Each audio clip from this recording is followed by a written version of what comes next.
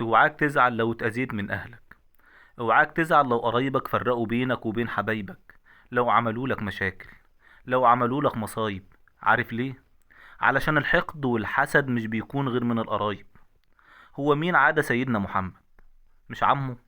هو مين عادى سيدنا نوح؟ ابنه؟ هو مين عادى سيدنا ابراهيم؟ ابوه؟ مين عادى سيدنا يوسف؟ اخواته؟ مين عادى سيدنا لوط؟ مراته؟ دي طبيعة. انت مين جنب كل الدول؟ لكن اوعاك تأذي حد فيهم. مش علشان انت طيب، لا، علشان نجاحك. هم عايزين يحبطوك، والنجاح عايز وقت. النجاح عايز ما تفكرش في اي حد. انجح. انجح، هيموتوا في حقدهم وحسدهم. واوعاك تناقشهم او حتى تتكلم معاهم، علشان عندهم مبررات واسباب. اللي عادى سيدنا محمد عمه، وكان عنده اسبابه.